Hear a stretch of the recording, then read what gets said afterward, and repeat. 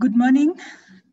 Thank you for joining us and welcome to our virtual forum on CSO and citizen engagement in World Bank Country Partnership Framework for Kenya. My name is Christina Keaney. I work with the Institute for Social Accountability.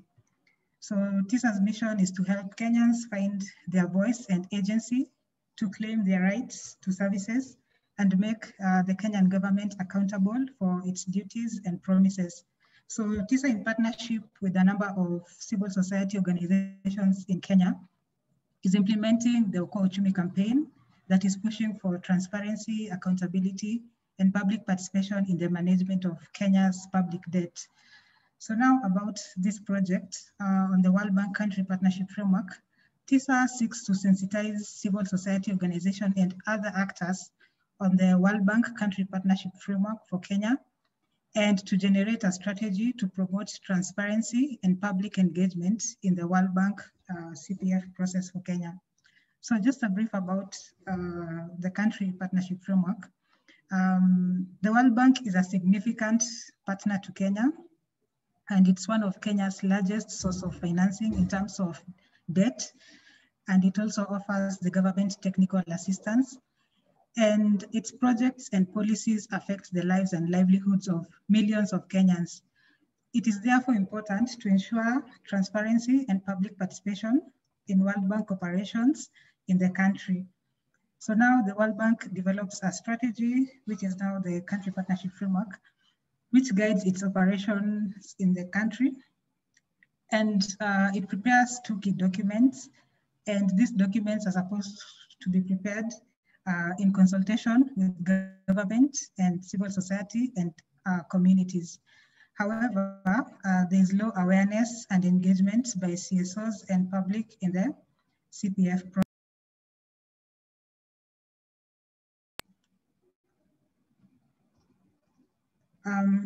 Through this engagement, we want to see civil society and other actors, including citizens, effectively advocate with government and IFIs such as World Bank for transparency and accountability. And we will do this through mobilizing and engaging CSOs and citizens around transparency and accountability on the World Bank Country Partnership Framework for Kenya. So the deliberations of today's meeting will inform the development of our strategy to promote transparency and public engagement in the World Bank Country Partnership Framework for Kenya. So our program today will run for from 10 to 12 p.m. So now we'll get to hear from Dr. Francis Omondi, who assisted us in reviewing the World Bank Country Partnership Framework process for Kenya. So he'll start off by sensitizing us on what this means, and also share the findings of the review he did. Then we'll have a plenary session where we hope to hear from you, get your feedback, and also brainstorm on options for engagement and way forward. So now I'd like to introduce Dr. Francis Omondi to take us through his presentation. Thank you.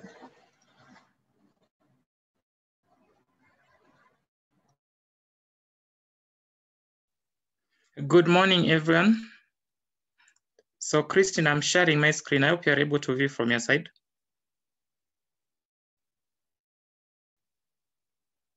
Yes, we can see your screen. Okay, fine.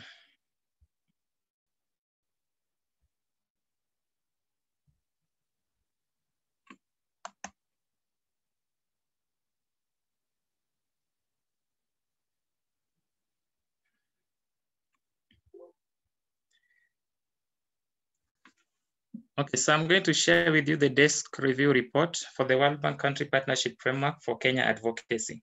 So my presentation is going to be broken down as follows. So I'm going to take you through the background, then the CSO's engagement with World Bank, methodology, findings, then conclusion, and finally recommendations. So this is the background. So the Institute for Social Accountability sought to sensitize the civil society and other key players on the World Bank Country Partnership Framework for Kenya.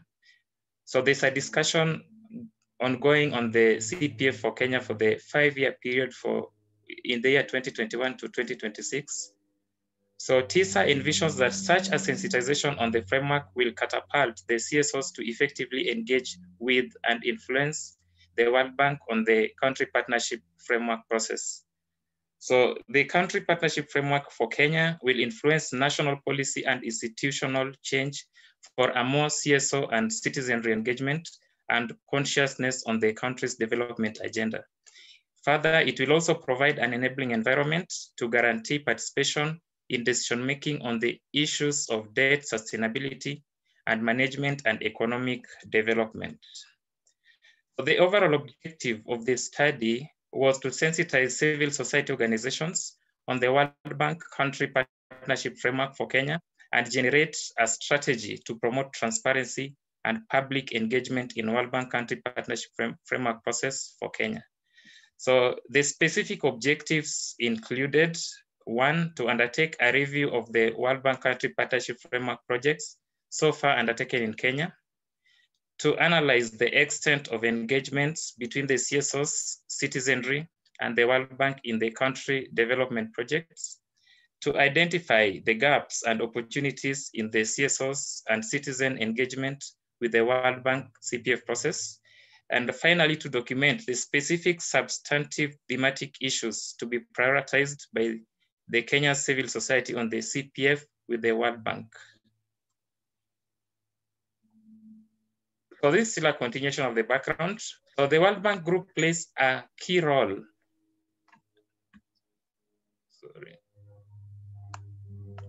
Yes, the World Bank Group plays a key role in promoting the development agenda across member countries. The bank provides a variety of financial products together with technical assistance meant to stimulate economic growth and development in the economies.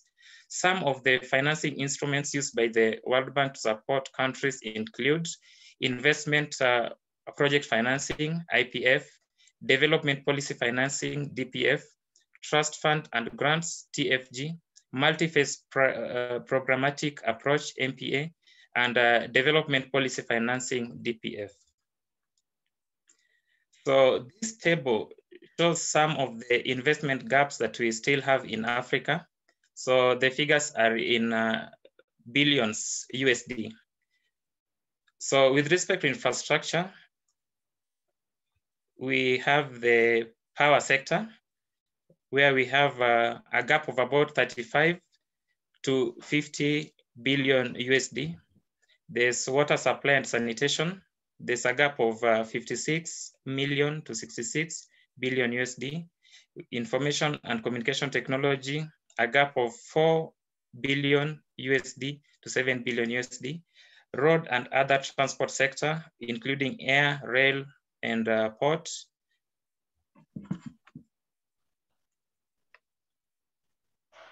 Now, this table shows some of the sources of funding to Africa. We have the Infrastructure Consortium for Africa, ICA members from 2014, 2015, 2016, all the way to 2018.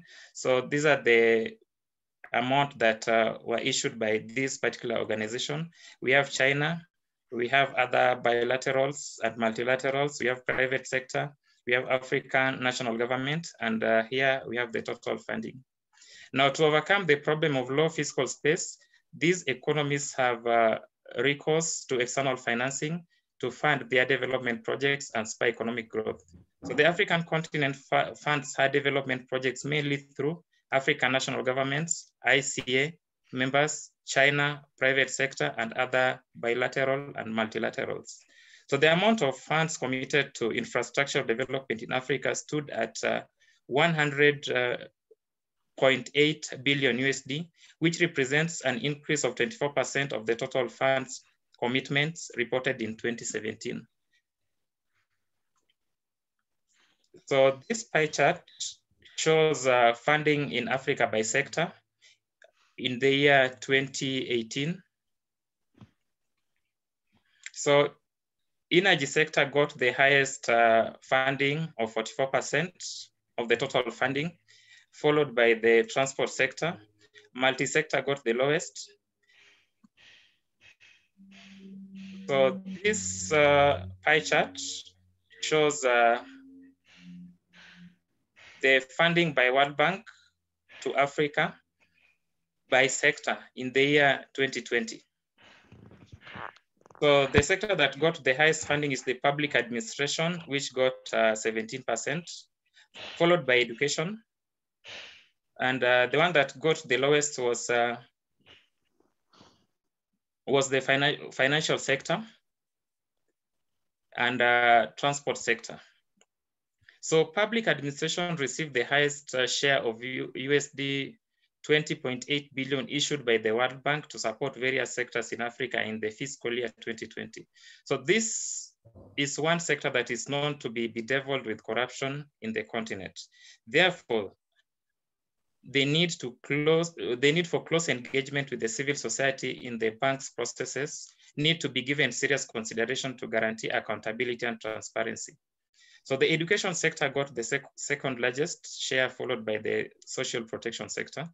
So the sectors that got the lowest share as per figure 2, as per this figure, the pie chart, are the financial and the information communication technology. So it is worth noting that these two sectors that were least funded are very critical in achieving sustainable economic growth and alleviation of poverty, which are the bank's twin objectives. So I'm now going to take you to the fiscal state of Kenya. So currently, Kenya is implementing her long-term development blueprint, that is the Vision 2030, which is envisioned to transform the country into a middle-income economy by the year 2030. The government of Kenya under President Uhuru Kenyatta has also embarked on the Big Four agenda, which aims to increase the share of contribution of the manufacturing sector to GDP, while improving access to healthcare, nutrition, and affordable housing. So the World Bank has stated their support for both the Vision 2030 and the Big Four agenda. According to a World Bank report of 2018, Kenya has an annual infrastructure financing deficit of nearly 2.1 billion USD. So the report further notes that Kenya will require a sustained infrastructural development expenditure of nearly 4 billion USD to realize the country's infrastructural development agenda by 2030. So coupled with a public debt that is now above 65% of GDP, raising the financial resources from the domestic economy will be a tall order for Kenya. So now we're going to look at the Kenya's engagement with World Bank. So Kenya's engagement with the World Bank can be traced back in 1960. The bank gave the then British colony 5.6 million USD for the development of infrastructure that was key to the development of Kenya's agricultural sector. Ever since, the bank has continued to give loans to support various infrastructural development projects in Kenya through International Development Agency, IDA, and International Bank for Reconstruction and Development, IBRD, agencies of the World Bank. So the World Bank uses the country partnership framework to guide its policies, financing, and investment decisions in countries' development agenda. The current country partnership strategy, which started in which was meant to be for the period 2014 to 2018, has since been extended due to COVID-19 pandemic to 2020. However, the development of the 2021-2026 country partnership framework is underway. So the current CPS has three domain areas with key targeted outcomes. So the three domain areas include: 1, competitiveness, sustainability, growth to eradicate poverty. The next one is protection and potential human resource development for shared prosperity. And consistency and equity, delivering a devolution dividend. So these three domain areas, they have 10 outcomes. So the outcomes number 5, which is the improved social service delivery for vulnerable groups, that is women. Outcome number 7, that is greater citizenry feedback on the quality of service delivery in key sectors. Outcome number 9, the adequate system to monitor performance of services delivered by counties. And outcome number 10, heightened transparency and accountability in the use of public resources, particularly at the country level, captures key issues touching on governance, of which the citizenry and CSOs must be part of, to ensure there's meaningful accountability and transparency in the part of the government. So this table gives a summary of the World Bank Country Partnership Framework projects undertaken in Kenya so far. So I'm going to take you through the first project in details, and then the rest I'll just highlight. So the first one is the Transport Sector Support Project, which received a funding of 204 million USD in the year 2014. And the objective of this particular project was to upgrade road transport along the Northern Corridor and the Tanzania-Kenya-Sudan road corridor. The second objective was to enhance Kenya's aviation security and safety to meet international standards. And the third objective was to improve the capacity of institutions in transport sector. The project components included construction of 4 turn-off interchanges, training road sector manpower, particularly in the management information system and private sector service delivery, provision of new baggage handling systems at the Jomo Kenyatta International Airport, and training of safety and airports management, and strengthen Kenya Airports Authority's capacity in disaster preparedness and responsiveness. Some of the projects undertaken through the CPF in the year 2014 include National Safety Net Program, Health Sector Project, Regional Pastoral and Livelihoods Project, Transparency and Communication Project. So in the year 2014, a total of 602 million USD was spent. In 2015, we had a Petroleum Technical Assistance Project, Electricity Modernization Project, Coastal Region Water Security and Climate Resilience Project, Financial Sector Support Project, Water Security and Climate Resilience Project, East Africa Transport, Trade and Development Facilitation Project, Lake Victoria Environment Management Project.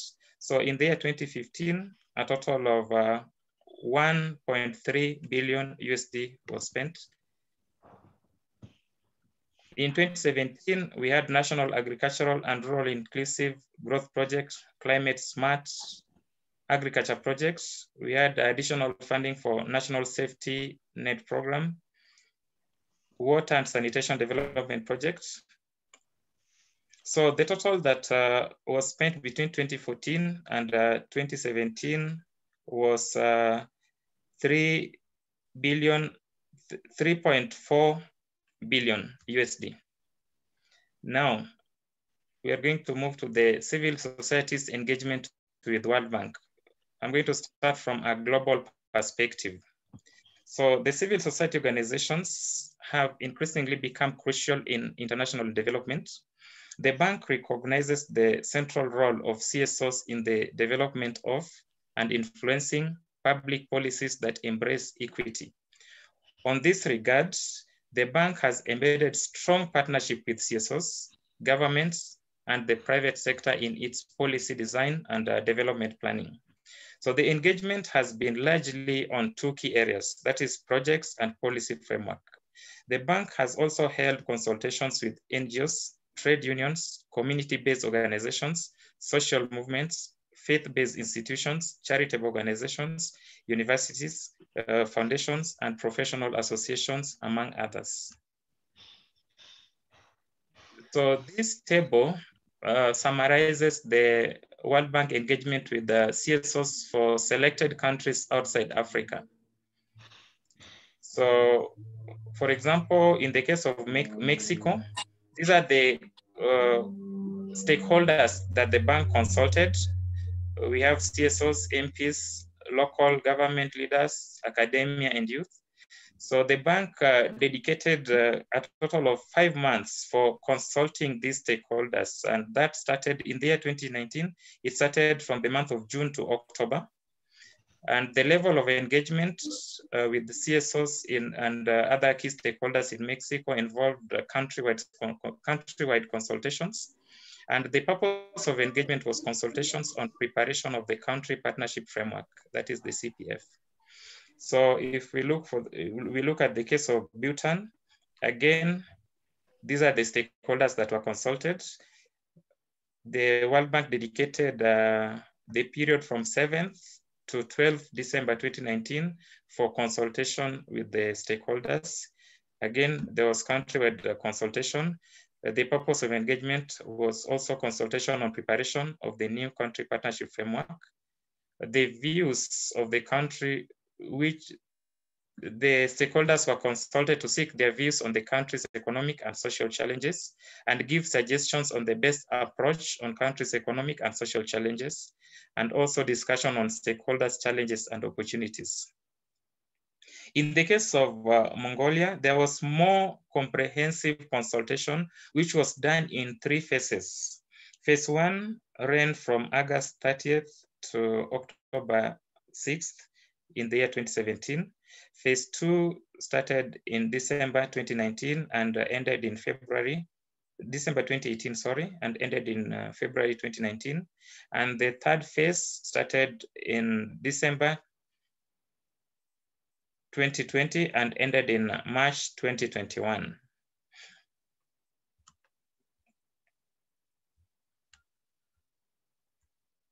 So now we move to World Bank and CSO engagement in Africa.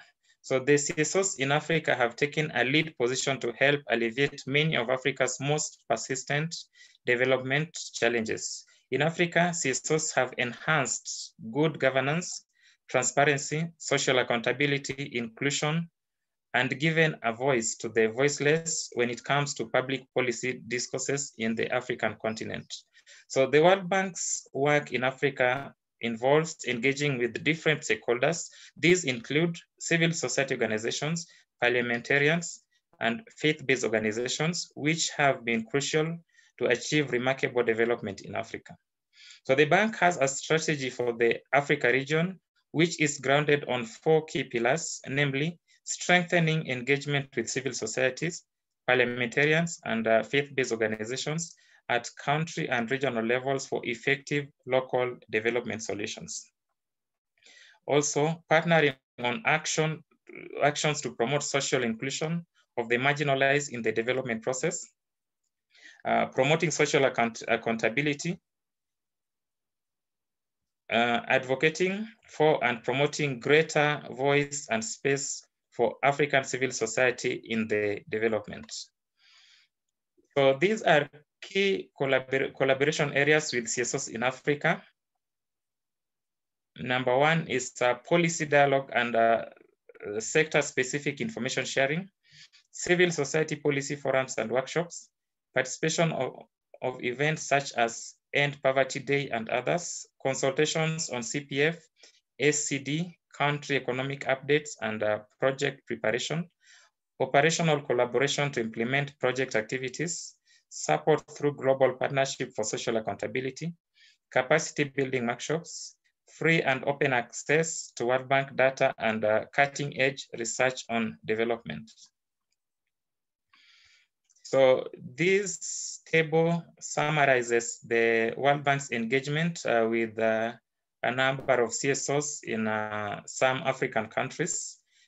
For example, you can look at Ghana. The engagement between World Bank and CSO, this was in the year 2017. So the areas of focus included CSO's understanding of the World Bank country operations, which included policies, projects, and programs. CSO's capacity to monitor and evaluate World Bank projects and programs, and a more formally structured World Bank civil society platform. So the key achievements through this engagement included deeper interaction between CSOs and the Ministry of Finance of Ghana, a greater platform to influence policy regarding expenditure control, effective engagement with other multilateral agencies and government on fiscal issues, We also have the case of Malawi for the year 2013. The area of focus was education governance. The achievement included engagement of CSOs. Engagement with CSOs has reduced illegal sale of textbooks by 80%, that is in Malawi. So this table basically summarizes World Bank engagement with CSOs in a number of African countries. This is a continuation of the table now. This one summarizes World Bank engagement with members of parliament, again in selected African countries. So now I'm going to take you through the methodology that was used for this study. So I'm going to start from data collection method. So drawing from the terms of reference, data collection was mainly dependent on the secondary sources. So the desk review methodology framework expands upon the terms of reference questions and presents a wider interpretation of the issues. So it involved a review of both global and country level documents. So the content of this desk review was based on information collected through systematic review of the available documents. Now, this approach has some limitations, which include information gathered through the desk review is liable to miss details, components, and may under-report on specific issues required. It is also important to acknowledge that the comprehensiveness of data may seem to vary by different sources. We, however, did widen the sources of information to ensure none is left out. So now I'm going to take you through the desk review findings, and I'm going to start with the entry point for CSOs in the World Bank engagement. So before I give you the findings, I'm going to give you the context of the entry point of the CSOs in the World Bank engagement. So the World Bank group is cognizant of the critical role the civil society plays in the society, therefore has an elaborate program of engaging them in their activities by way of consultations. So this can be traced back to 1981 when its board of directors approved the bank's operational policy note on engagement with the CSOs. So World Bank defines civil society as the wide array of non-governmental and not-for-profit organizations that have presence in public life, express the interests and values of their members and others based on ethical, cultural, political, scientific, religious, or philanthropic considerations. So throughout the world, the bank works with hundreds of CSOs in areas such as policy dialogue, operational collaboration, information sharing, institutional partnership, and strategy consultation on a day-to-day basis. To ensure efficiency in high engagement with CSOs, the bank has dedicated staff across all branches, including at the head office in Washington, DC, that act as focal points responsible for engagement with CSOs from the local level to the global level. And now CSOs across the globe have acknowledged the measures the World Bank Group has taken to engage them in their activities. However, they still believe there is room for further improvement on some of their strengths that the bank can leverage on, which include expertise in development issues, accountability, awareness, communication, and legitimacy and representation. So this diagram gives a framework of the CSO's World Bank engagement. So the first box, the one that I'm pointing at, is giving the areas for World Bank and country engagement. So CSOs and other stakeholders can be engaged in the following areas: systematic country diagnostic, country partnership framework, investment project financing, or development policy lending. So when they are involved, CSOs play the following roles whenever they are engaged with the World Bank. One, policy advocacy. 2, they provide services to design and implement country engagement. 3, amplification of local voices. 4, help close feedback loop. And the last one, they act as the third-party monitoring. So if the World Bank engages CSOs, the World Bank stands to gain as follows from its engagement with CSOs.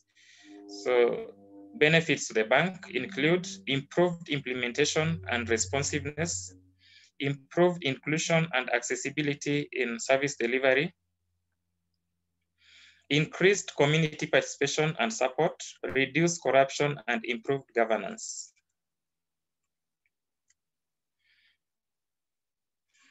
Now, this table summarizes the CSO's point of entry in the World Bank group engagement. So CSOs can be engaged at the global level, regional level, or country level.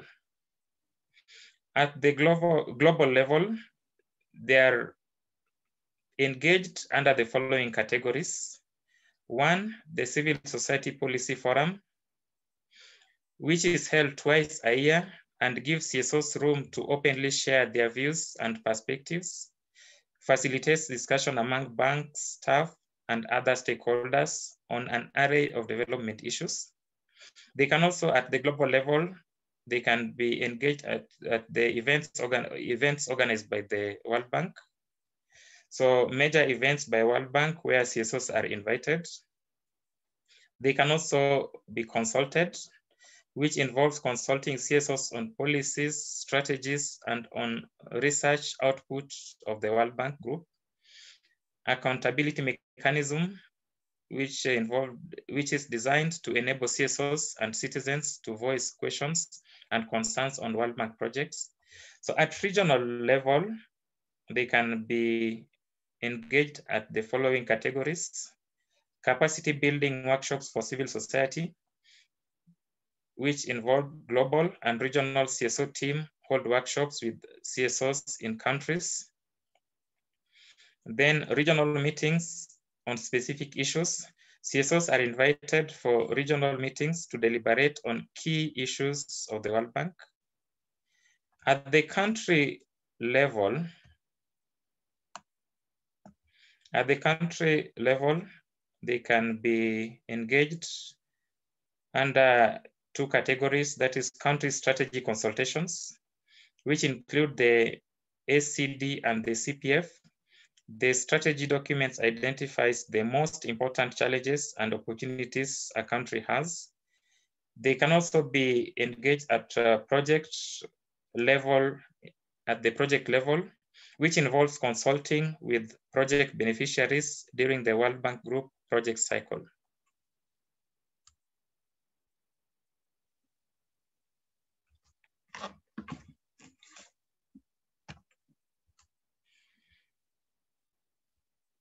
Okay, so now I'm going to take you through the World Bank country engagement cycle. So the engagement of the World Bank Group with countries is governed by the bank's directive on country engagement, a policy framework, and by the compulsory implementation steps contained in the procedure, country engagement. The steps in country engagement consist of 4 key questions, which are named below. 1, what are the biggest constraints to reducing poverty and increasing shared prosperity in a sustainable way? So the information to answer this question arises out of consultative process with the private sector, government, CSOs. So the information feeds into the country's ACD. The next question is, what are the most important contributions the World Bank can make? So this involves analysis of information from the ACD, which is used in this step to feed into the CPF.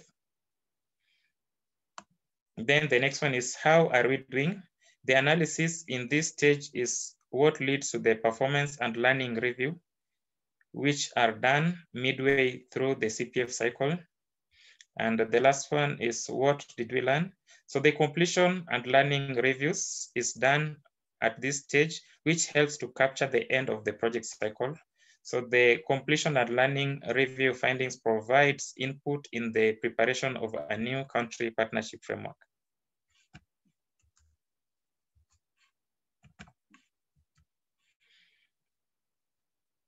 So this diagram summarizes the World Bank country engagement cycle, which starts at the ACD level, that is systematic country diagnostic. So it is the systematic country diagnostic that informs the country partnership framework. So during the implementation of the country partnership framework, after every 2 years, it is subjected to performance and learning review. And at the end of the implementation of the country partnership framework, it is subjected to completion and learning review. So these ones are discussed in the next session. So I'm going to start with the systematic country diagnostic, abbreviated as ACD. So the ACD details a strategic dialogue between the World Bank and a country on the areas of priority for engagement. The ACD gives the concrete analysis of the economic issues to be handled and is the basis for which CPF is drawn. Through analysis, the ACD shows bottlenecks a country has to surmount and the corresponding opportunities it can capitalize on to hasten the ending of extreme poverty and promoting shared prosperity in a sustainable way. The World Bank states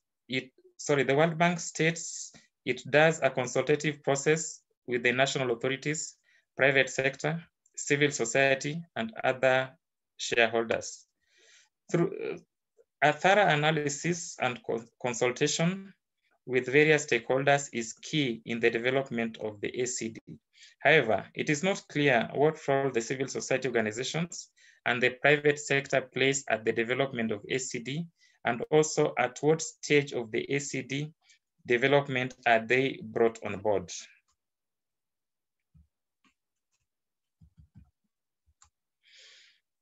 So the next one is the country partnership framework. So this is a document that sets out World Bank partnership framework with a particular country. Its development draws solely on the analytical contents of the ACD. It is used by the World Bank Group as a tool to review and guide countries' programs and measures their effectiveness.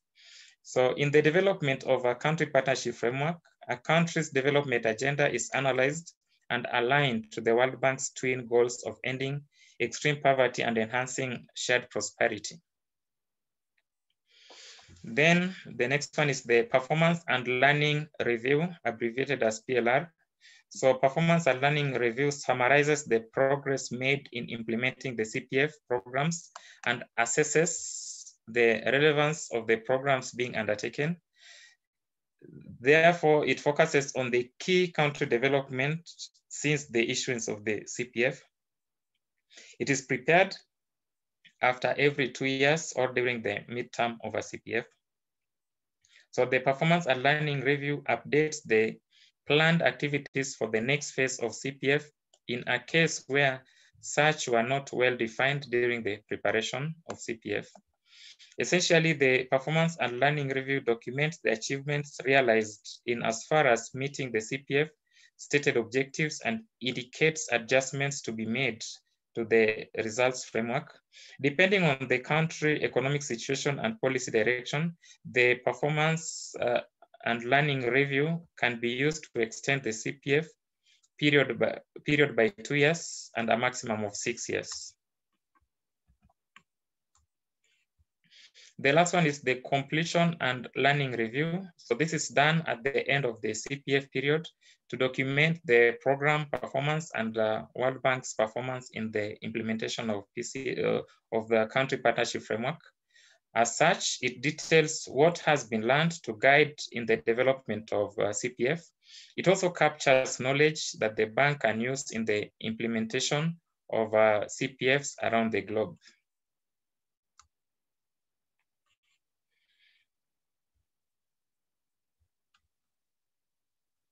So now we're going to look at the findings, that is the policy environment of the World Bank country engagement with the CSOs.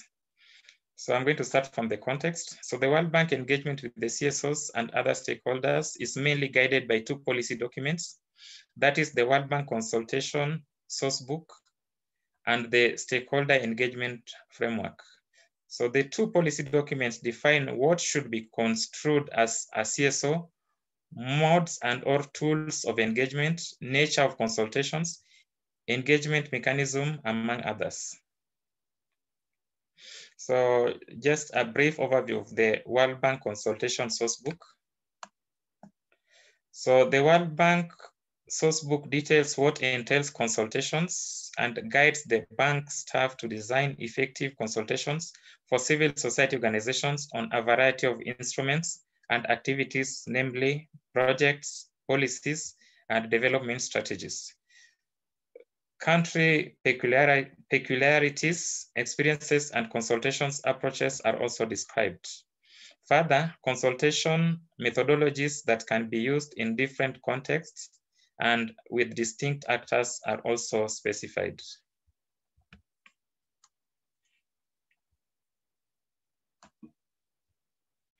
So this table gives a summary of the policy environment guiding World Bank engagement with CSOs. So the first column, we have the stages, policy, stroke project cycle of consultation. Then we have potential benefits. We have consultations objectives. We have World Bank role in consultations. We have types or levels of consultations. We have tools or methods used for consultations and the selection criteria. So I'm just going to take you through this briefly.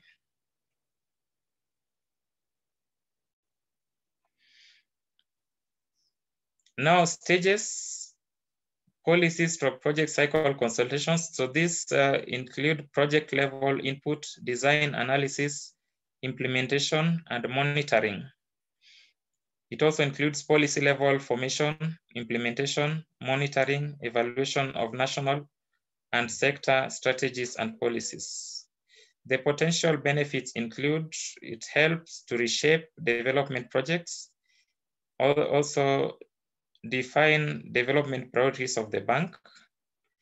The consultation objectives include to contribute to an improved decision-making process, drawing from the experience of CSOs, enabling governments deepen transparency, public understanding, and citizen involvement in development decision-making, or setting the base to facilitate broad-based participation, also tap the knowledge of CSOs, or give voice to the poor and vulnerable through CSOs, and also to realize sustainability in proposed government projects, programs, among others. So the role of World Bank in this case is to facilitate. The World Bank is the facilitator, and it convenes meetings, inviting the actors, ensuring relevant inputs from CSOs are incorporated. It's also the convener and involves informing, listening, clarifying issues, recording and reporting to decision makers and the participants. And finally, the bank also does CSO training, and the business community deal with social issues associated with poverty reduction. The types of consultation include global consultations, which enables the bank to link broad sector strategies. We also have regional or multi-country consultations that involve CSOs on the bank's sub-regional strategies, reports, issues, and regional sector strategy. So that's just a brief summary of what is presented on this table. Now, I'm going to take you through the tools and methods of consultation with CSOs and other stakeholders. So first, just a brief context.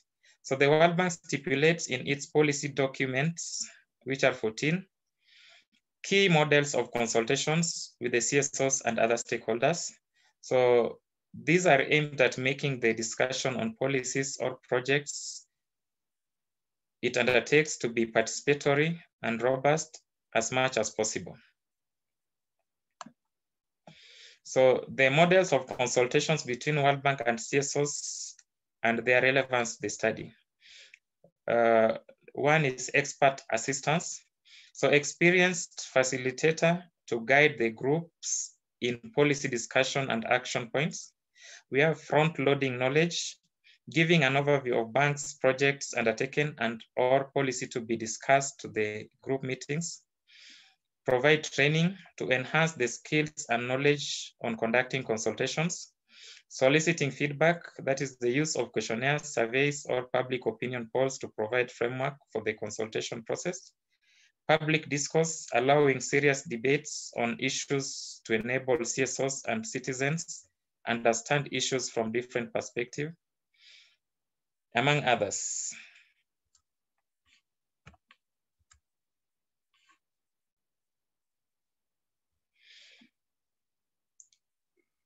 So here we're going to discuss the relevance of these particular models of consultation.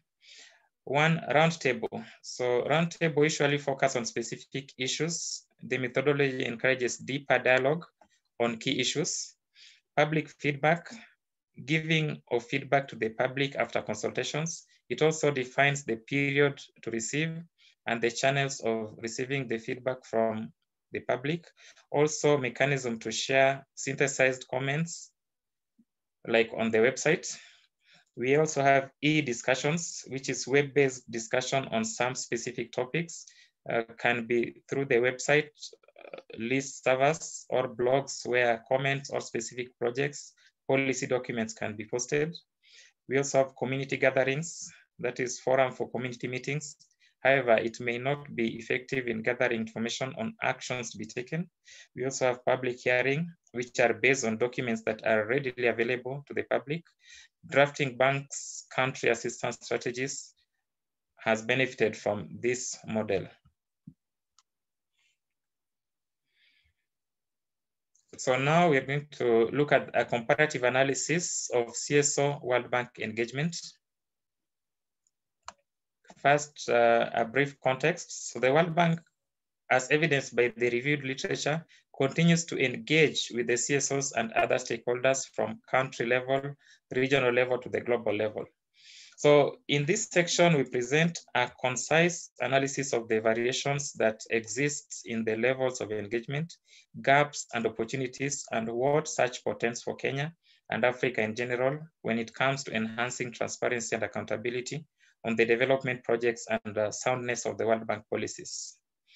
So the gaps identified in the World Bank CSO engagement in Kenya emanating from the comparative analysis include: one, the desk review of global and regional consultations from countries such as Mexico, Bhutan, Mongolia, Timor, Benin, Guinea, Uganda, among others, revealed that the World Bank had a clear schedule and allocated sufficient time for consultation with various key stakeholders, including CSOs, in the preparation for the respective countries' partnership framework.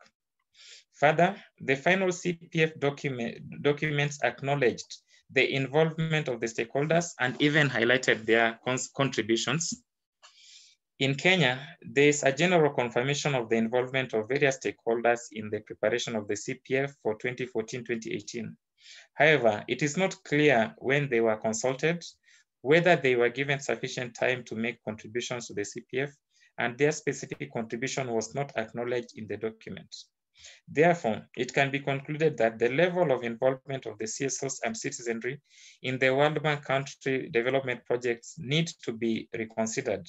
They should be involved right from the development of ACD to CPF, as well as during the project implementations, and finally appraisal of the completed projects. So the gaps and opportunities in the CSO and citizen engagement with the World Bank CPF process. One, CSOs and other stakeholders in Kenya are not adequately engaged in the World Bank CPF process in Kenya. An in-depth review of the 2014-2018 World Bank CPF for Kenya and the ACD that was completed in 2020 meant to inform the development of the 2021 CPF for the country did not reveal detailed information on the nature and the extent of stakeholders' involvement in the processes. Various World Bank documents reviewed did not indicate the specific dates when the stakeholders were consulted, and there was no reference to their specific contributions in the documents reviewed. The bank's processes, including the project cycle, are clearly technical. Therefore, there could be CSOs and other stakeholders representatives who may not be able to critically analyze the bank's projects and or policies that impact on countries' development aspirations.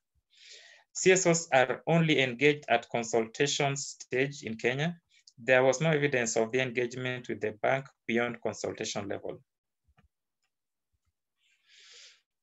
So these are the specific substantive thematic issues to be prioritized by the Kenyan civil society engagement with the World Bank. One, the capacity building of CSOs in Kenya should be prioritized to equip them with the right skills to analyze Kenya's development needs to be prioritized and hence contribute effectively in the ACD and CPF processes. Further, capacity building will enable CSOs to effectively analyze World Bank development projects and policies to ensure the country and the citizenry benefit optimally. Two, corruption is still a major obstacle to economic development in Kenya, despite all the measures already in place to combat it. World Bank can work closely with the CSOs to enhance transparency and accountability, not only in World Bank funded projects, but also across the country and across all sectors. Three, unemployment remains a major challenge in Kenya, both at the national and country level. The bank should channel its funding in areas that have great potential for creating more employment opportunities in the country. Projects, programs, and policies that are more inclined to the economics of trickling down effects should be top of the priority. A close and regular discussion between the CSOs and the bank can help identify such areas. Then the next one, inequality in distribution of resources in the country is yet to be resolved. The bank can work closely with the CSOs to ensure that the projects that they fund address the issues of inequality.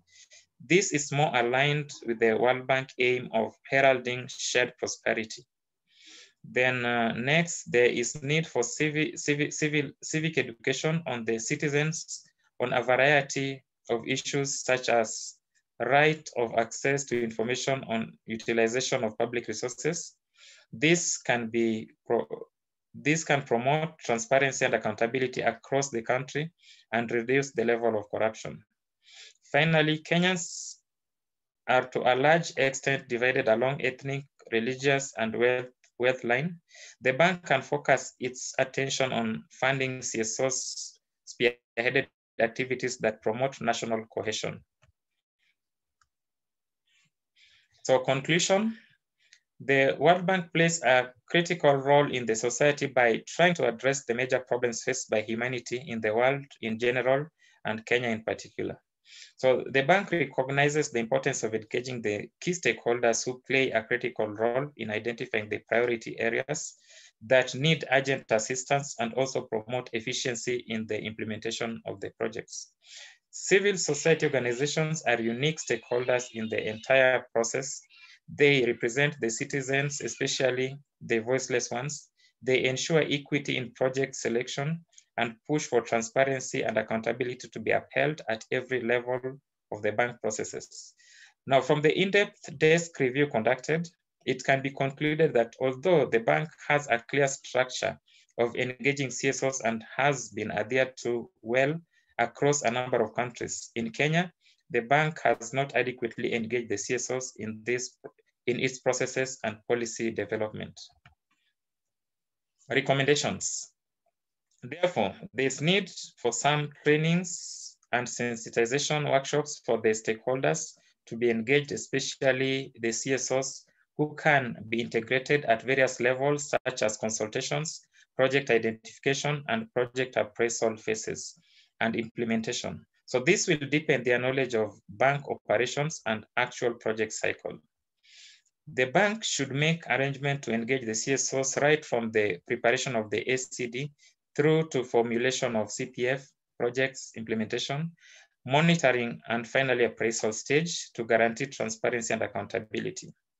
CSOs to contact the World Bank immediately the bank declares beginning of the development of ACD and request to be involved in the process. Further, CSOs to build their capacities to have experts in technical areas such as project design, monitoring, evaluation, and appraisal to represent them in engagement with the World Bank. CSOs to organize themselves around strong coalition to grant them stronger bargaining power in engagement with the World Bank and government. This will also enable easy information sharing among themselves and wider engagement with the citizens as well.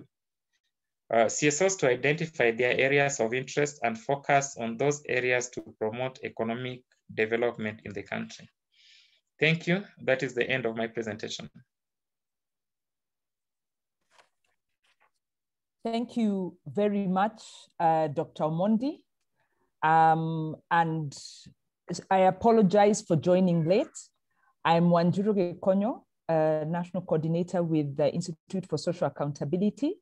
We are also presently coordinating the Okoa Uchumi Coalition, under which this study has taken place with the support of Oxfam, who pointed us in the direction and the need to ask this question around the bank. And part of the reason for this is under the Okoa Uchumi Coalition, we've been looking at the issue of debt. And last year, we spent quite a bit of time talking to the IMF, a little bit talking to the World Bank. And our sense was that we weren't getting many answers from the bank because we wanted information on the county, the CPF, the Country Partnership Framework. Now, we weren't able to get it. And at that point, we were concerned that without the CPF and without a structured role for civil society and citizens, for that matter, in the CPF, very important projects are being implemented without us having a clear idea of where they're anchored and without us being able to give feedback. So thank you so much once again, Dr. Omondi. I know that report is quite heavy. We had shared the report. Some may have had time to look at it, some may not, but your presentation brings out the issues very well. And I will not try and summarize, just to say that it's evident the bank is very aware of the importance of CSO engagement. And it stresses this, both in its approach and in operational guidelines. It is also clear that the bank, like you said in your last statement on your observations, is that the bank is engaging effectively with civil society in some jurisdictions, but not in Kenya. And of course, you then proceed to give us several useful recommendations. I think one of the other things that is evident is that the bank is playing a key role in a diverse number of sectors that possibly touch all the interests of the civil society here today. You know, from social inclusion, job creation, infrastructure development. And the bank is also structured along many of our concerns: employment creation, corruption. And so the bank is a very significant influence in our national planning, prioritization, and budgeting process. And because of that significance, it's then important that we have a line to them. It might be that the bank has an assumption that because Kenya has a very robust constitutional framework that prioritizes sovereignty and participation and accountability, transparency, there may be an erroneous assumption that the bank can engage with Treasury and then citizens, civil society engage through the existing public participation mechanisms, which we find are very curated, are quite managed, and it's very difficult to really influence allocations. And I think this experience is evident at the national level and to different degrees at the county level as we move towards the culture of active citizen participation and responsive government. So this conversation comes at a time when the country is also grappling with a debt crisis. And I really liked some of the recommendations you were making that we need to work with the bank in terms of trying to direct their resources towards more productive areas, trying to reduce expenditures that are driving the fiscal deficit and driving debt to unsustainable proportions. And the question, of course, becomes, how do we do this? I think my last observation will be that there's a question we keep getting across the board from government, and it's come out here in the World Bank. It's come out in our conversations with the IMF. It's come out when we engage with the Council of Governors. Less so, I think, I'm trying to remember if the National Assembly has made this request or the Senate, but definitely those three institutions keep asking for a structured framework for CSO engagement. And their thinking is, if it's structured, they're then able to keep up with the feedback, they know how to intervene and so forth. And this appears to be very elusive. And so I think that's one of the issues on the agenda. And that the Okoa Uchumi Coalition, which is very nascent, we've been engaging under a very loose coalition. We are also getting pressure from some of the funders, who have come on board and some who want to come on board, saying that, look, if this thing isn't structured, how are you going to manage? And you can see from the scope of the work, it's impossible to engage with these institutions unless we are structured. So that whoever is doing inequality work, whoever is doing anti-corruption work, whoever is doing the policy kind of budget advocacy and monitoring work, the various actors across the board are talking to each other and working in good collaboration, it then becomes ad hoc. So I think one of the challenges on us is, how do we structure ourselves? The other question is, what steps do we need to take to ensure we open up this process, make it more effective and inclusive and participatory, whilst mindful that in making that demand, we are giving ourselves more engagement.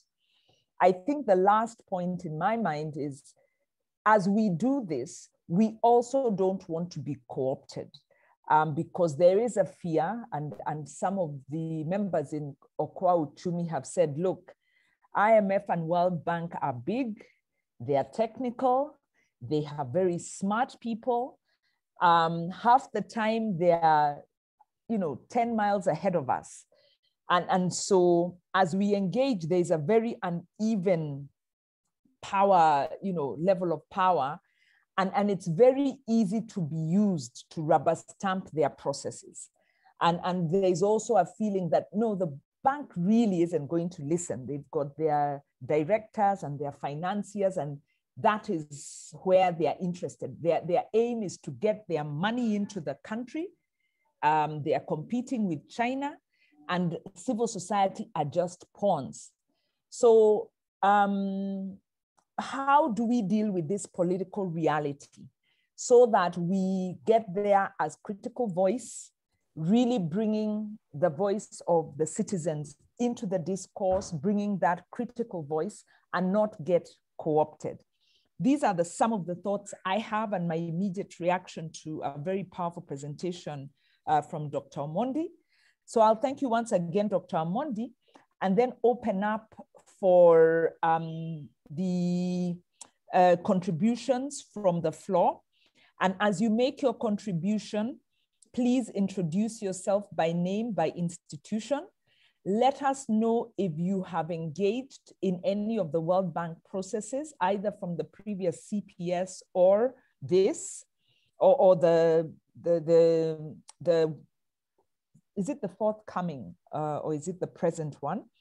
Whether you've engaged in any of those processes, and you can then give your feedback into the report. As you give your feedback, try and point a way forward. So with that, I'd like to open the floor, and I am not sure I'll be able to see the hands, but maybe you can put up your hands so that I can call you out, so that we can have a structured way of contributing.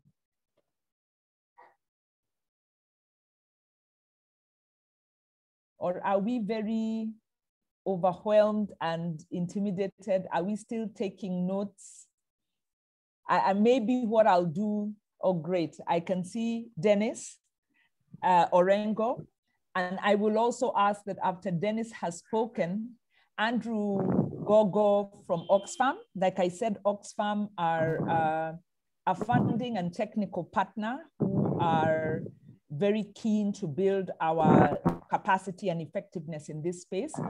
So I'll ask after Dennis, and maybe you can give us your thoughts. Dennis, please take the floor. Thank you very much. I'm Dennis Orengo from Social Justice Movement, Nairobi chapter. And thank you, Tisa, for organizing this forum. And thank you, Dr. Omondi, for that elaborate presentation. So I'd ask the following two questions.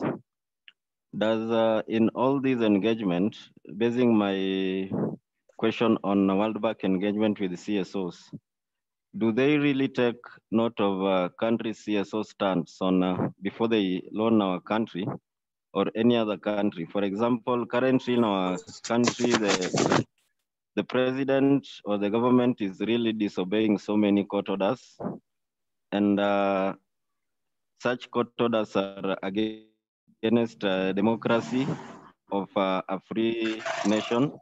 So does World Bank take note of CSOs stand or CSOs recommendations before they issue some loans? And also in our constitution, which we believe we are a party to so many other treaties, and Article 34 of our constitution gives us right to access information. And many a times, so many loans are signed, so many loans are given to our country, but we don't know the nitty-gritties behind those loans. So can World Bank be willing to publish some of these agreements or some of the treaties they enter with the government on their websites so that we can also access them? And lastly, I'd like to say that no country has ever been developed by World Bank or the US or the United Nations. So we shouldn't be so much concerned by getting loans from World Bank or other foreign donors like China, or even secret debts from other maybe British Woods institutions.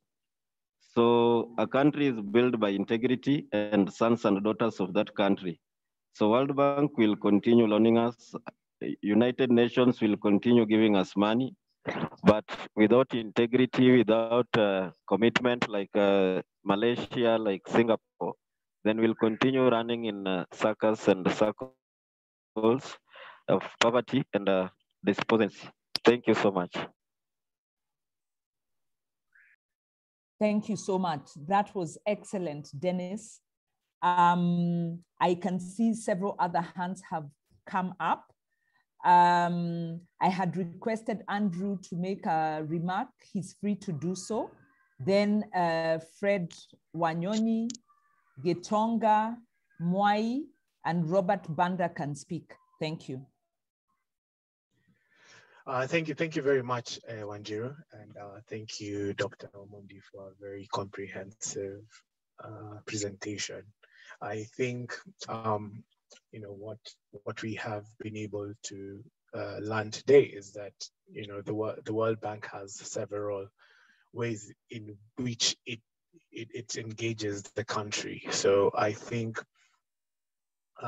what was previously thought is the World Bank only lends the country, and I think that's what's in the public domain, and most of the organizations represented here, I think, have had an opportunity to understand just how some of these processes a bit intricate, some of them, but some of them are quite straightforward in terms of the projects. For me, I don't have any questions. I think it was a very wonderful presentation. I think it would be great, if everyone on the call would be able to interact, with the presentation and actually the actual analysis that has happened.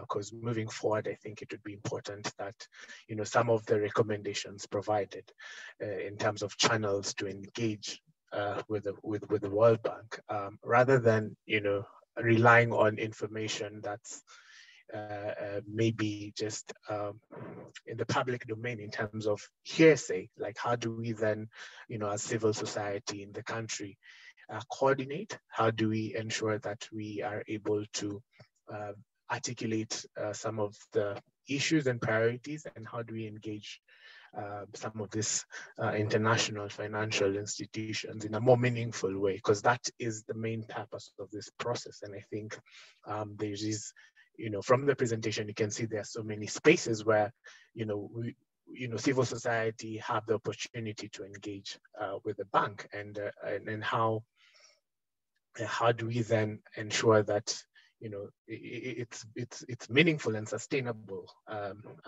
in the future. I think from this particular meeting, and also just looking at the numbers, in terms of attendance, I think we would be able to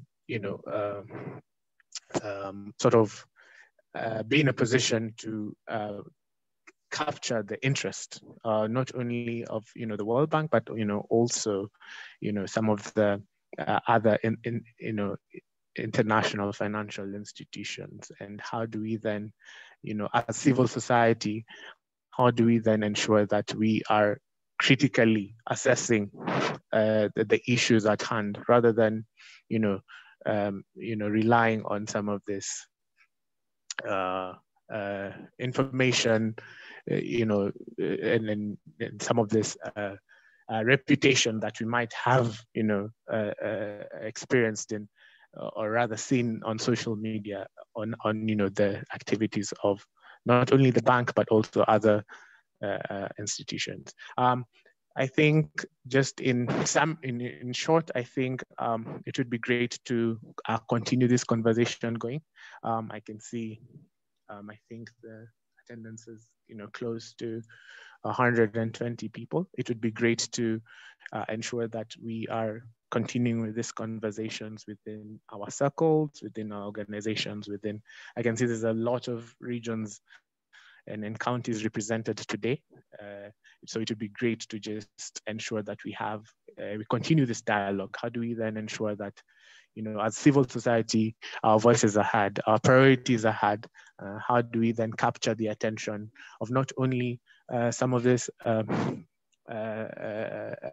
institutions, but also the government in terms of ensuring that they are, you know, delivering a service to citizens, you know, as you know, through the, you know, social contract. So those would be my few remarks. It would be nice to hear what other organizations, especially the, you know, community-based organizations represented today, what their experiences have been, you know, interacting with this information. So yeah, thank you very much, Dr. Omondi, and also a big thanks to TISA for organizing such an insightful session. Thank you very much. Thank you, Andrew. I'd like to invite Fred. Fred, when you're done, Gitonga, then Mwai, and then we'll take another round. Maybe we'll let Dr. Omondi respond, and then we'll take another round. So Fred, Gitonga, and Mwai, please proceed. Thank you. Yeah, thank you very much. This is Fred from Rural Empowerment Development Organization, that's REDO, based in Bungoma. I'm also a member of Bungoma CSO Forum. First of all, I wanted to appreciate TISA and Dr. Omondi for the wonderful research and the presentation on the World Bank project. Most of us as CSO members, we were not aware if World Bank engages the community or civil society in their project. I wanted to maybe talk on third-party monitoring as a World Bank, and how the World Bank engages civil society organization on monitoring. Because at county level, we have realized that the World Bank supports a lot of projects which the community or civil society are not involved in those projects, and this has caused issues of sustainability. We've also witnessed most of those projects to be like white elephant project, as most of those projects, they are not community driven or need driven, but they are tender driven. Like in Bungoma, when you walk around, you will find beautiful buildings, which are a project, maybe agricultural project supported by the World Bank. When you ask the purpose of those buildings, you will be told maybe it's the government that built them there with support from World Bank. So what I'm recommending is that maybe it's good to have a structured, coordinated way of CSO, how CSO can engage at a different level, maybe starting from national to county level. How can CSO now start engaging in monitoring those World Bank projects? How can CSO now start engaging on promoting open governance and open contracting? Because we usually see things happening. You see a road being constructed, then you are told that this is a road being supported by World Bank, yet access to information as per Article 35 is actually difficult. We can't access any information. So my recommendation, as we are talking about this engagement, let's be thinking on how we can come up with that coordinated engagement from national level to county level, how CSO capacity can be enhanced to start now participating and engaging in monitoring those projects. Thank you.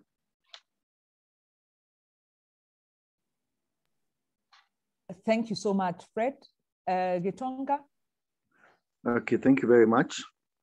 My name is Gitonga from Nakuru County. I'm the organizing secretary for Council of Ward Administrators Kenya.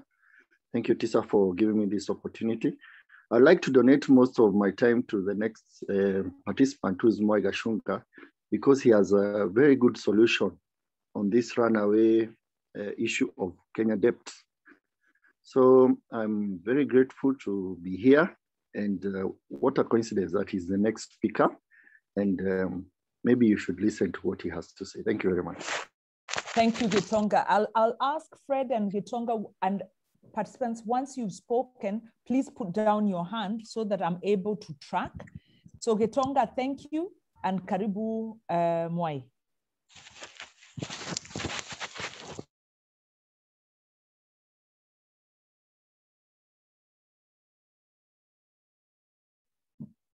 Mwai, kindly unmute.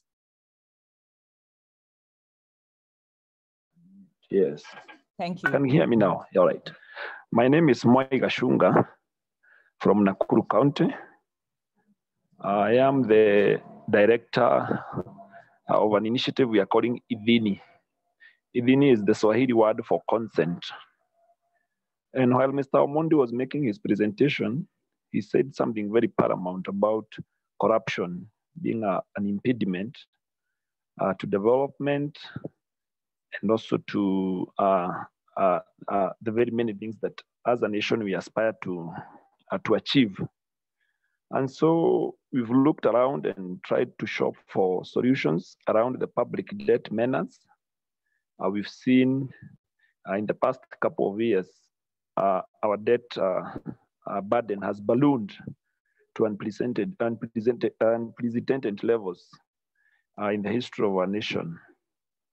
And so we've come up with a solution that we feel will serve us right as a people. Because what happens when institutions, democratic institutions that are tasked with offering oversight, when they become moribund and dysfunctional? For example, our parliament, for now, is not delivering. It has not been able to hold the executive to account. We've seen very many gaps. For example, ordinarily, we knew that the projects that were supposed, their contracts were not supposed to be made public, were the security-related contracts. Why is it that now we have projects like the SGR, where we are not furnished with the details of what is contained therein in those contracts? We've seen a parliament that has not been able to put the executive to check. And so what happens in such a scenario when the institutions that we have tasked, that we've mandated, we as the people, when they are unable to perform their duties, their constitutional mandate, then it is incumbent upon the people now to put those institutions to task. And I believe it's not just enough to wait for the next electioneering cycle and vote for another group of people in the name of now oversighting the institution. So, because what happens, the relationship that exists between the people and their elected representatives can best be captured in what we call an agency theory. We are the principals, and our members of parliament and all elected members, they happen to be our agents. So what happens when they are not able to execute their mandate? We can either fire them, or we can either limit what they are able to do. And so what we are saying here at Idhini, because the debt ceiling has now gone through the roof, we need to take back to ourselves, because it is us, the people, who have donated powers to these institutions. And if we have the powers to donate, the opposite is also true. We have the power to recall some of those powers. And so at Idhini, we are saying the issue of raising the debt ceiling must now be ratified by the people directly. If you read Article 255 of the Constitution, there are a whole 10 matters that the people of Kenya withheld. They did not donate the powers to anybody to act on their behalf. For example, Parliament cannot extend the term of office of the president even by a single day. If you want to extend the term of office of the president, you have to come to the people through a referendum. You cannot alter the Bill of Rights. You cannot touch on the independence of the judiciary. You cannot amend or alter the territory of the Republic of Kenya through Parliament or through the courts. You have to come directly to the people. And if you look at all these matters contained in Article 255, these are matters that they have similar attributes. They are matters that are prone to abuse. And now what we are seeing a scenario whereby the matter of debt is being abused. debts are being taken so liberally, so casually, and they are being misappropriated. Parliament is doing nothing to that effect. Even the president himself made a very shocking admission that we lose close to 2 billion daily. We never saw Parliament even make attempts to impeach such a government. So we are saying at ITHINI, it is the high time we recall this function of public adjustment of the public debt ceiling, so that any other time the government wants to do it, so that we can have a moment of reflection. For example, in the last, the government adjusted the ceiling in the last 2 years. Now we've seen some attempts also to push it further. We need a time of reflection. What has the past amounts that have been borrowed, what have they been put to? You know, there were also very serious allegations from the former Auditor General about misappropriation of the entire proceeds from the Eurobond 1.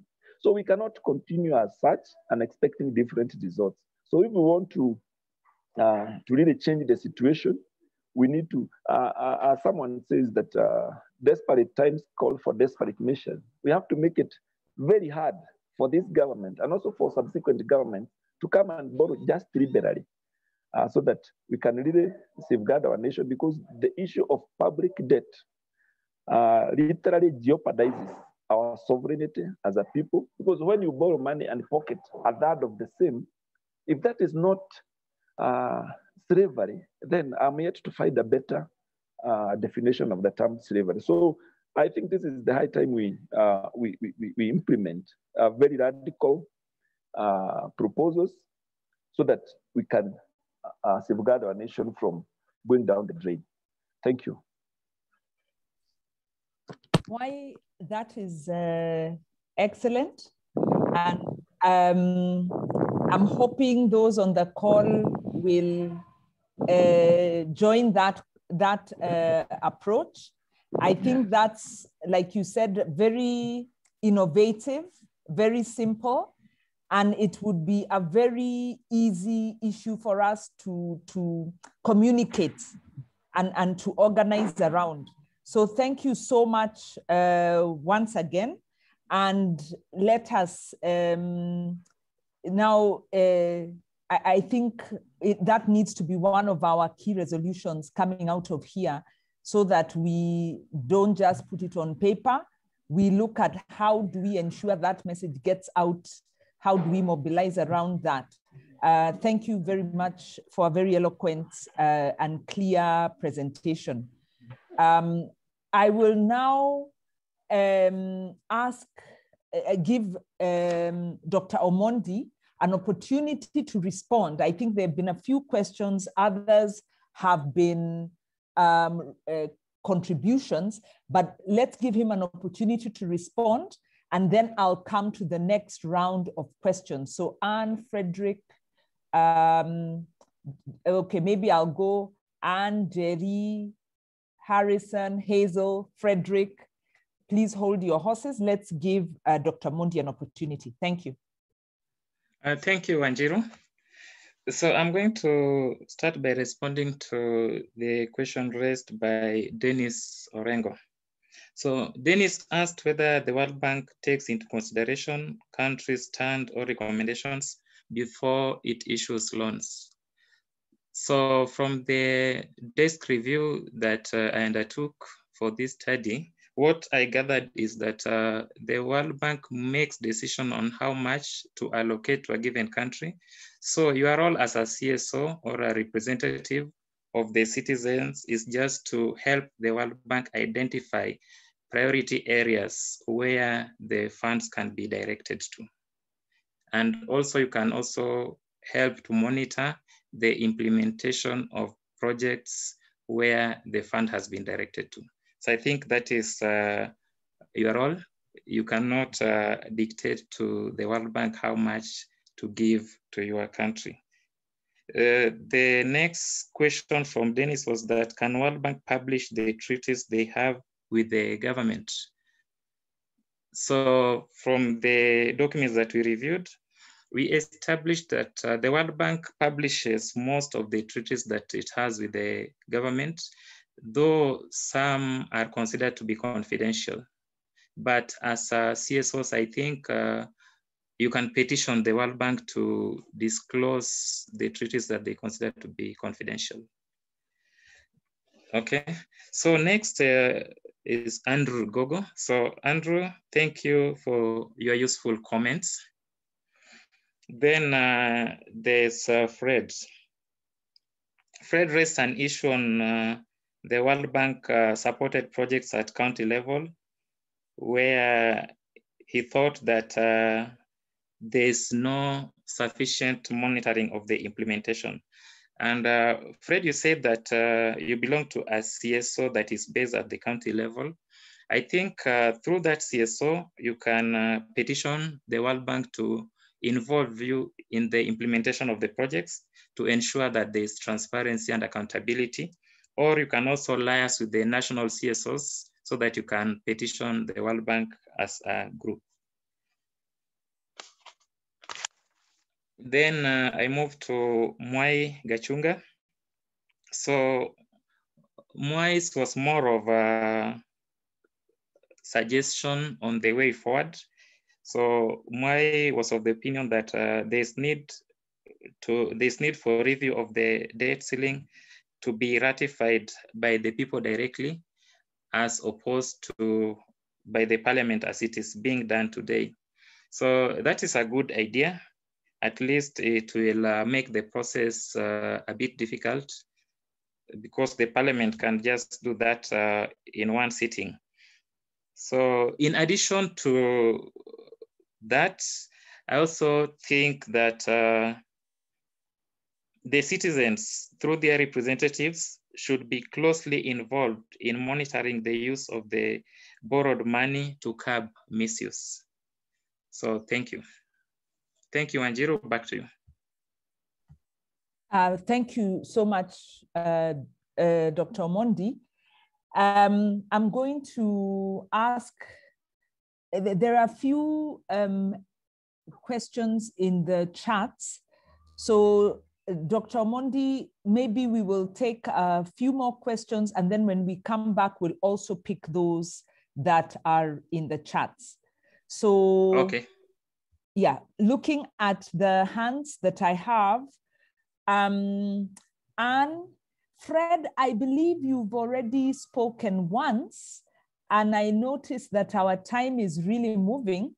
So I was going to request that maybe we hear the rest and then you can come in. So Anne, Hazel, Jerry, then Wilfred. Oh, there is something I have missed. Anne, Harrison, Hazel, Jerry, then Wilfred. Please take the floor. Thank you so much, Wanjiru. Thank you, Dr. Francis, for such an elaborate and detailed presentation. I feel like there are so many details of World Bank engagement that came out of your presentation. So just quick introduction. My name is Anne Songole. Glad to be here. I'm from Access Coalition. Access is Alliance of Civil Society Organizations for Energy Access. And we are a membership organization from the energy sector, and our members are from the energy and nexus sector, like climate, agriculture, gender, environment. And we work on advocacy on SDG 7, that is sustainable access to energy by 2030. We engage with World Bank and AFDB, and we also support CSO learning at different levels.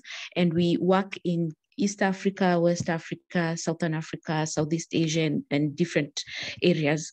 And so just quickly, some of the thoughts that I had when you were making the presentation, Dr. Francis, were in terms of this funding that is being given. How is this funding embedded in maybe the Kenya government development or recurrent budgets, because they do these program-based budgets and, and their work plans. And so in understanding that, how these funds are trickling down, how would we know who the implementers in terms of maybe ministries, departments, and agencies are, because I know the funding comes, it comes in terms of projects and all that, but I'm sure there's different funding that also comes, different funding that also comes as a result, and who are these implementers and how does it reflect in their budgets?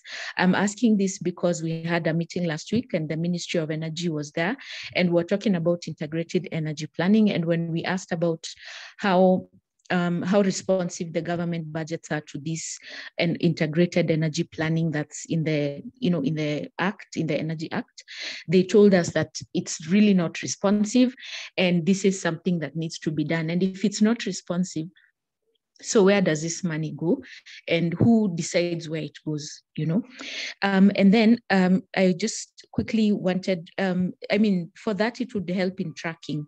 And then the other issue was the linkage between the amounts that you highlighted and the CPF. Because, last time when we were in this meeting, you talked about a 4B CPF, $4B. So now it would just be good to know, like, this funding that you've established was provided like in 2018 and 2020 in the breakdown that you give. What's the linkage between that and the CPF commitments?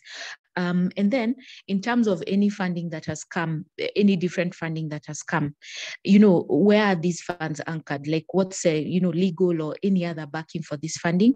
And I'm asking this partly because of this COVID-19 issue, because I think there was a lot of hue and cry last year about COVID-19 funding, and it was supposed to go to even health sector and the like. So did this funding go to the health sector? Because I know cold storage of vaccines was an issue. So did this funding go to the health sector, and how was it used, And then in terms of, there's an organization that you mentioned called ICA, Infrastructure Consortium for Africa. I realize that, they're giving a lot of funding. So who are these guys, and where is this funding going? And in terms of where is it going, which ministries, departments, agencies are implementing, and how are they implementing? Then is there a complaints mechanism for projects or for this funding that is coming? So for instance, with the AFDB, they have this thing called an independent review mechanism where communities can give any feedback or any complaints to any projects that are being implemented by the AFDB, African Development Bank. And so is there such a framework with the World Bank Group? And it would just be nice to know how communities are able to give any feedback that they have, communities, counties, and people at the local level, any feedback or any complaints that they have about the projects or the investments of the World Bank. And lastly, I just want to mention the engagement, engagement that World Bank has through this civil society policy forum. They have a working group at that level, at global level, and I know they have representatives from different continents, including Africa. So I'm looking at the way that the World Bank is engaging in Africa from your presentation, and not only Africa, I've seen Latin America and other countries. And I'm just thinking that perhaps there should be more engagement at different levels in East Africa or different countries, so that we can, in East Africa, maybe in East Africa West or different areas, so that we can have more representation to this civil society policy forum, or even more local engagement. So those are my views and thoughts. Thank you for this opportunity. Thank you, Anne. Excellent insights. Thank you so much. Harrison, please take the floor. Okay, thank you so much for this meeting. My name is Harrison Mwero from Wale County. I'm a youth representative in NCCK. And I'm glad to be invited in this platform. I'm having this issue of poverty. We understand that poverty is rising at a higher rate in our country. And most people in rural and semi-arid areas, they have a very hard life. And we see a lot of manipulations and mistreatments from the leaders arising because of we have no option. So, and this notion of what can I do in our mind, because we lack food, and we lack the energy to talk about anything as a result. So my question is, and of course we know that, or we understand that agriculture is the backbone of the economy. So here goes my question. Can the World Bank consider and be able to help on this pandemic? Because I've seen most of the projects initiated by the government fail at some point. And so we need the way forward now. So I was just requesting, if possible, we have systemic or better ways of water harvesting for irrigation and for livestock use. And with that, we can better our lives. And I hope there will be better ways of production. And this we need to have food sufficient in our country and for all the other sectors to stabilize. Thank you so much. Harrison, thank you so much for that very important insight into this is what it's really about. Thank you for that. Hazel, please. Thank you very much for the opportunity to give my input. Thank you, Dr. Omondi, for the candid representation. My question is on the gaps and opportunities that are presented or not presented thereof to the CSO community and its engagement with the World Bank, especially in the country partnership framework. It was stated that the CSO are only, or Kenyans are only engaged up to the consultation stage when it comes to the country partnership framework. So my question is this: is it that we do not have, granted these technicalities when it comes to the analysis of the World Bank project and its policies and how they impact our country development and its aspirations, is it that we are not being involved beyond consultation because we portray or we do not have the capacity to be involved further, or is it out of sheer ignorance that we might not know what it involves, in that we are only asked to take part in it only up to the engagement stage, only up to the consultation stage? And if that is so, what are we doing as the CSOs? What are we doing to build our capacity in that we are able to be called upon to take part in this engagement? Because at the end of the day, they involve us. We are the people who benefit or fail to benefit from the same.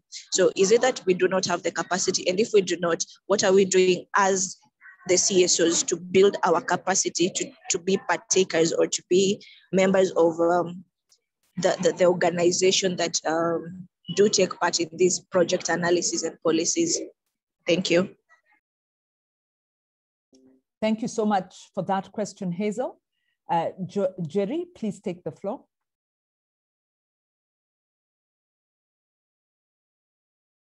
Thank you very much, Wanjiru. My name is Jerry Njoroge from Beautiful Minds in Nakuru. I'm very glad to be in this platform and participating in it. I also love the participatory and inclusivity of engaging the CSOs. I would like to also to engage with Moi, with Idini. I'll look for you. I'm sure I'll get your contacts here.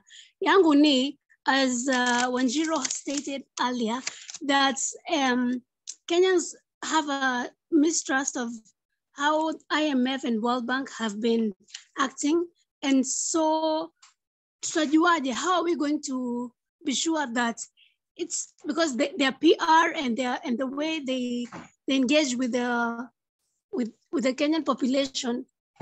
How do we know that this is also going to morph with in a way of abuse, like the way they are dealing with the government? How do we know it's a way of capturing the CSOs and communities so that we talk the language, yani tutawa trust aje ili tuelewe kuwa ni kama wanatukatia to engage na wao kivyao. I don't know if you understand my question.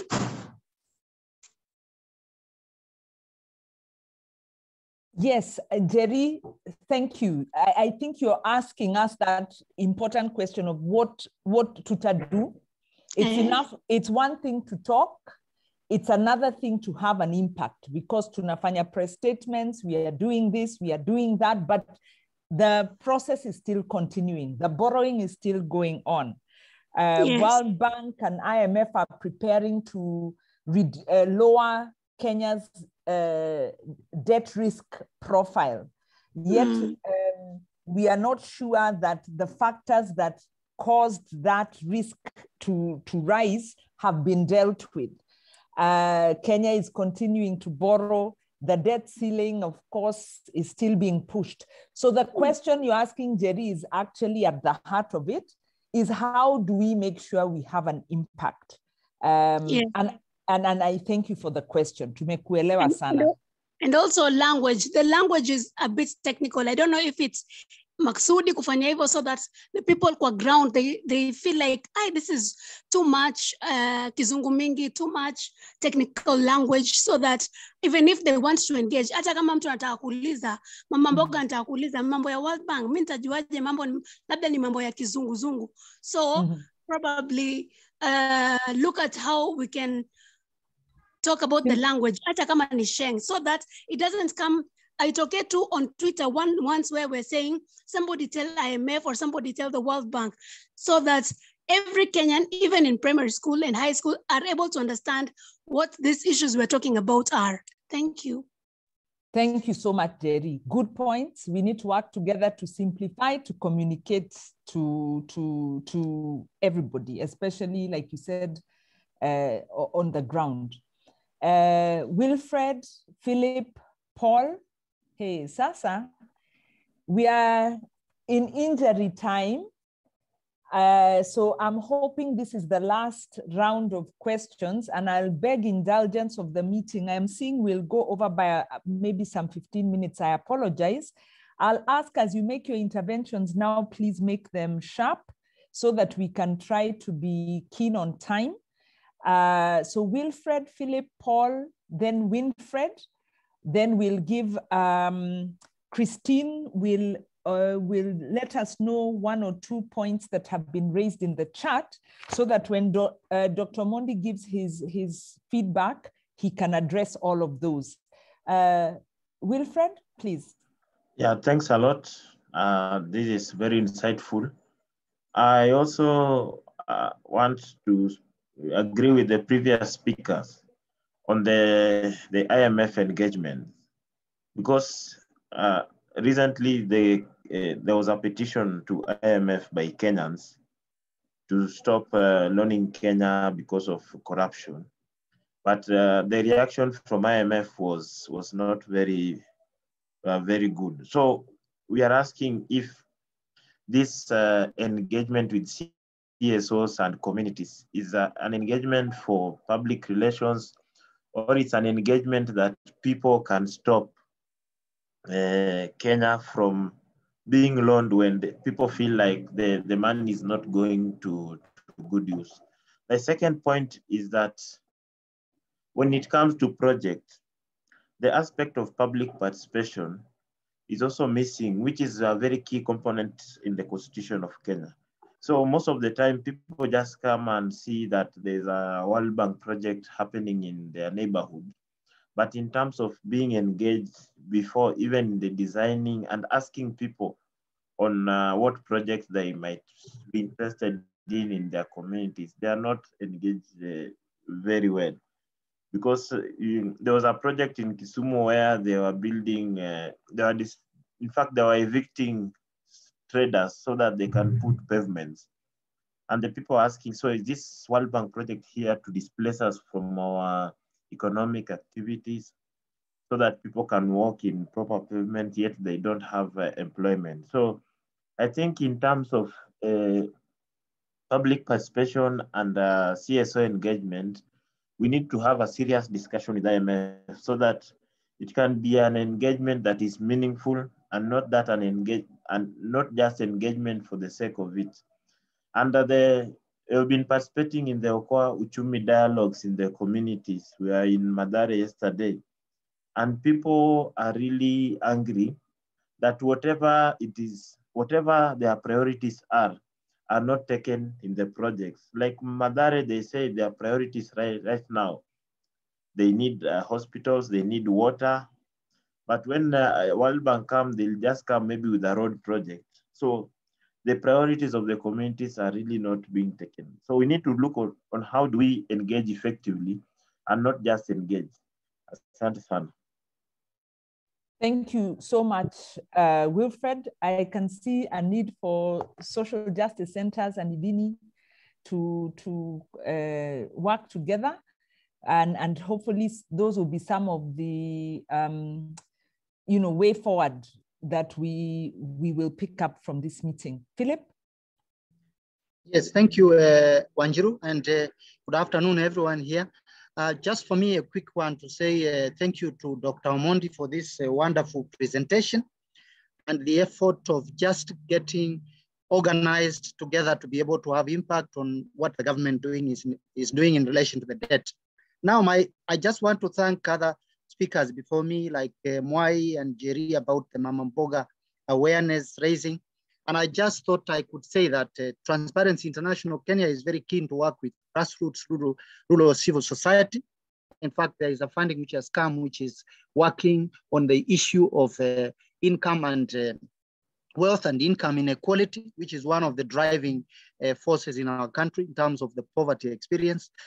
So I want to emphasize that having the grassroots rural civil society involvement and alertness about the issues in our economic development, I thought about just suggesting, could we, each one of us here, we are about 119 in terms of numbers, maybe organizations up to 50, if we could talk to 5 civil societies in our area, just as part of our mobilization, I think it helps us to meet the saying that united we stand and divided we fall. And again, working around this with the issue of inclusivity, including the youth, women in the mining communities and the counties in the northeast and northwest, northeastern in our country, to ensure that this campaign, this joint effort campaign, is not only part of the country, but it involves the whole 47 countries. I think we can think more innovative ways of coming together in all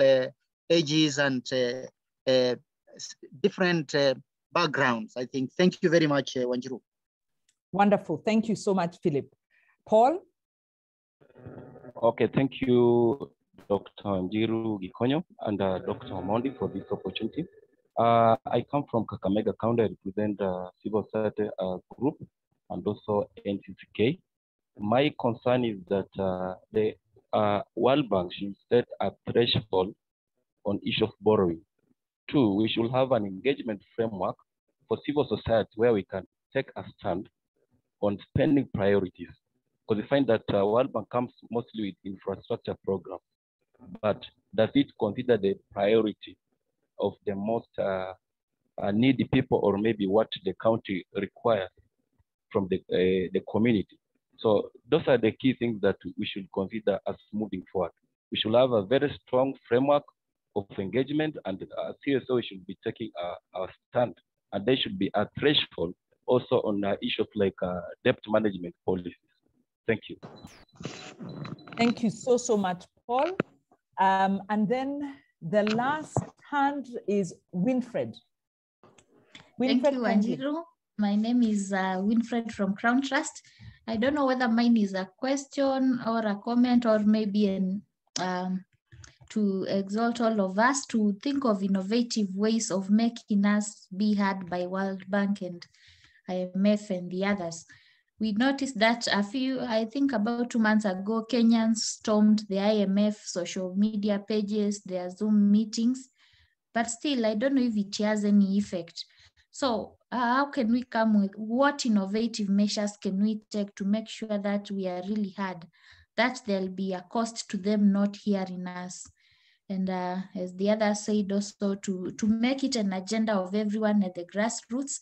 And how are we also going to convince our fellow citizens who might be blinded by their political persuasions that they see, they are not bothered by the debt.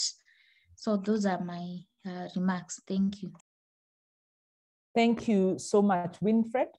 I'll ask Christine, can we please get what's in the chat so that when Francis is responding, he can respond holistically? So now I'll just read out some of the comments in the chat section. There are comments and questions as well. Imali is saying that I like Wanjiru's suggestion of inclusivity. Perhaps we need to start a CSO process so that we can learn slowly and be able to build our acumen so that when we are in the same platform, we do not get co-opted to have a stand. Whenever World Bank have a bilateral agreement with the government, it's difficult to know what we are agreeing to. Yeah. Then Dina Agai is saying that on the ground, there's a feeling that the World Bank has shackled many African nations with loans in order to continue to have a hold on the nation, in that they are not economic allies, but rather they take advantage of situations, particularly in Africa, for their benefit. Paul Odongo is asking, does the World Bank and IMF have a framework for CSO engagement in which we can take a stand on country over borrowing culture and spending priorities? Purity is raising concern in areas of work. We have noticed World Bank funded projects are implemented extremely well as opposed to county funded projects. This has limited citizenry participation in auditing country projects. Yeah, that's an opinion. Maybe Dr. Omondi will clarify that. Purity is also asking, we will appreciate if the World Bank can fast track the implementation of the citizen accountability audit that has a well-stated and structured CSO engagement in social accountability with anti-corruption institution, citizen monitoring and reporting on World Bank projects at the counties is very low. She's giving an example of Vihiga County, where funds from the Kenyan Urban Support Program are misappropriated, but letters and complaints to the World Bank country office do not yield any responses. There's seemingly lack of willingness on the part of the World Bank to promote transparency. I don't know the situation in other counties. Odino Okello is saying that my issue is on the funding when it comes to areas of priority. I think we should be having more of funding on agriculture and industry as opposed to huge infrastructural projects and public administration in which a huge portion of the money is misappropriated. Dina is saying there's need for more awareness, especially at the grassroots level, to understand the work of World Bank and the IMF and the impact on the ground. Purity Jabor agrees that there's need for more awareness at the county level. Sheila Salim is saying there's need to look at budgets further, for not only at infrastructure. Imali is saying government debt ceiling was raised without public consent because unfortunately legal proceedings for these favors MPs at citizen expense, yet debt is largely paid through our taxes. Purity Jabor is saying that at what point does World Bank consider public views when it comes to state funds? At what stage do they undertake public participation? Soset Simiu is saying, she's also asking at what point does World Bank engage the common mwananchi? Isaiah is saying, I noted World Bank is very keen when it comes to tracking the use of conditional grants as compared to loans. Can we attribute proper utilization of the grants to the existing structure within the municipality committee? Frederick Omondi, he's saying that he works with the Africa Voices Foundation with reach in Somalia and Kenya. In Somalia, they have engaged with the World Bank through interactive radio to determine citizen priorities in the PLR, and we could use this capability to engage with the World Bank in Kenya. The presentation mapped opportunities for citizen engagement with World Bank from design, implementation, and evaluation. At implementation, World Bank has a facility known as the Global Partnership on Social Accountability that work with CSOs to monitor World Bank projects. So he has read the reports, but has Kenya ever benefited from this facility? And what difference did it make? If not, what about other countries?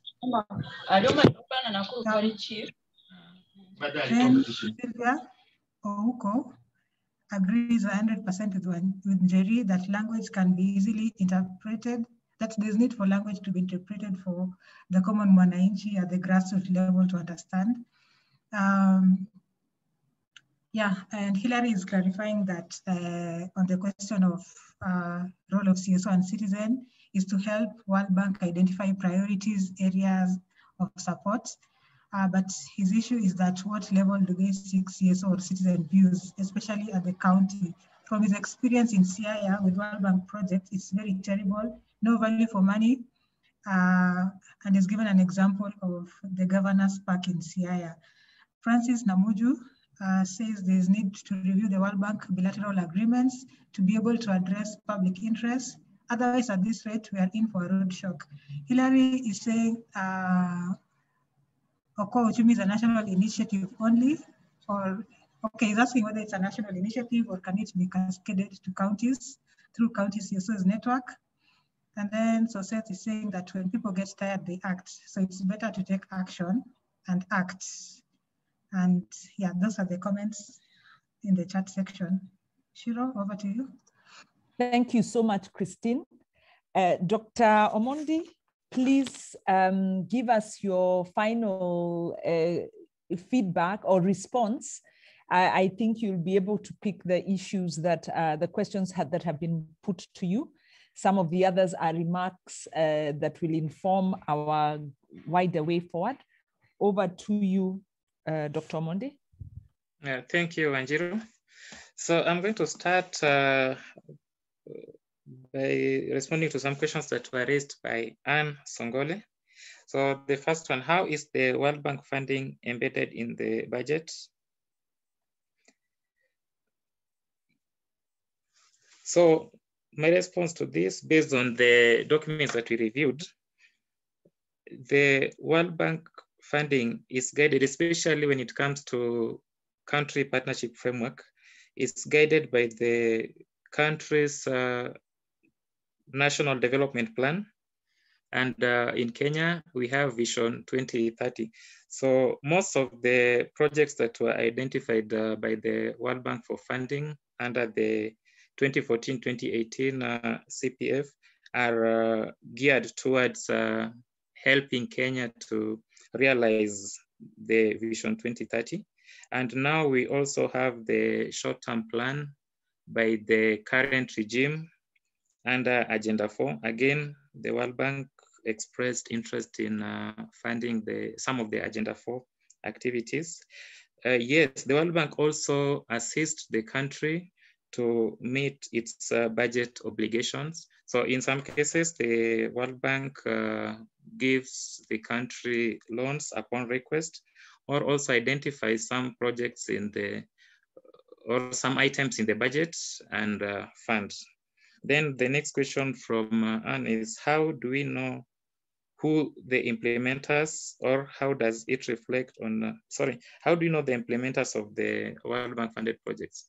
So according to the World Bank documents that we reviewed, the World Bank identifies some of the implementers of their projects as the government. The national government is supposed to help in the implementation of the World Bank funded projects. The World Bank also gives some projects to CSOs to implement as long as they have the technical capacity to implement such projects. In some countries, actually, that has happened, but when we were reviewing the documents for Kenya, we did not come across any World Bank funded project that is being implemented by the CSOs. So again, the next question from Anne was that who decides where the money goes? So this is where the key stakeholders come in. During the consultation stage, the key stakeholders, including the CSOs, the private sector, parliamentarians, they're supposed to advise the World Bank on areas to prioritize on when it comes to allocating their funding for the country.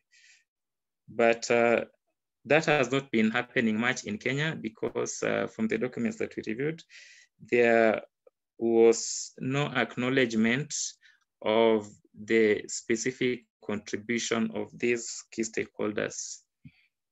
Then ICA, you asked a question about ICA. So that one will need to carry out another study on the ICA engagement with the various countries. So I'm not in a position to respond to that at this stage. Okay, then there's Harrison, who asked some question about poverty, especially in the rural, that is arid and semi-arid areas. So poverty in the rural, arid and semi-arid areas is actually worsened by the issue of inequality in distribution of resources within our country.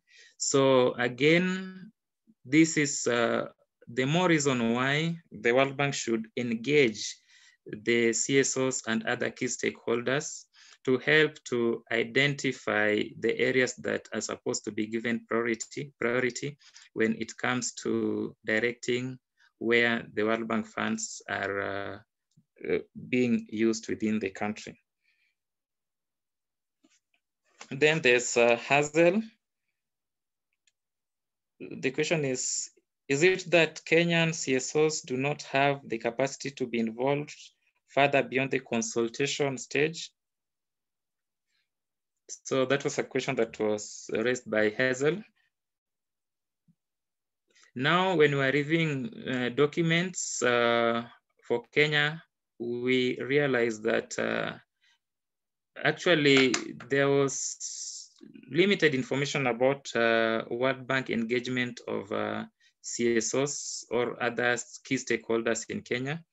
And we also established that the kind of engagement that was made reference to in the documents only ended at the consultation stage. So this is the more reason why the CSOs now need to craft a way forward on how they're going to petition World Bank to engage them in their projects, not just at the consultation stage, but even at the implementation, monitoring, and appraisal stage. So now the ball is on the court of the CSOs. So as CSOs, we can agree on the way forward. Then Njeri, how are we going to build trust on the CSO engagement with the World Bank and IMF? So we can build this trust if CSOs are granted sufficient opportunity to be engaged in the World Bank and IMF processes, and if their views are taken into consideration. So if we feel that we are actually involved and our views are taken into consideration, we are involved in the implementation of these projects, then that will enhance transparency and accountability, and we will have that trust with these institutions. Now there's Wilfred. So Wilfred asked whether Kenyans can stop the country's engagement with international financial institutions if they're of the opinion that the money being granted to their country is being misused. Again, Wilfred also observed that most Kenyans just see World Bank projects going on without being consulted. And he also observed that there's need for proper prioritization of the international financial institution projects in Kenya. So I agree with you. There's need for prioritization of these projects. And now on the question of whether as Kenyans we can stop engagement with the international financial institutions, that one, I will leave it to the CSOs to answer that, to help me answer that. Then now, Philip, thank you for your comments. Paul also, I appreciate your comments. Wilfred, you also gave very useful comments. Now, issues that were raised on the chat.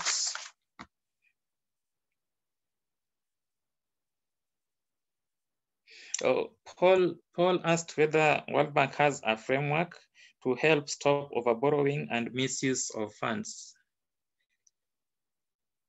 So the kind of framework that the World Bank has is the framework for engaging key stakeholders who are supposed to help in identifying the projects that are funded, also monitor implementation of these particular projects to ensure that there's transparency and accountability in the implementation of these particular projects. So I don't think World Bank has a framework to help stop overborrowing, but it has a framework to help stop misuse of the funds by engaging the key stakeholders who are supposed to ensure that there's transparency and accountability in the use of the funds.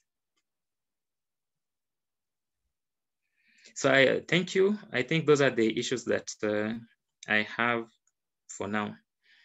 Thank you, Wanjiru.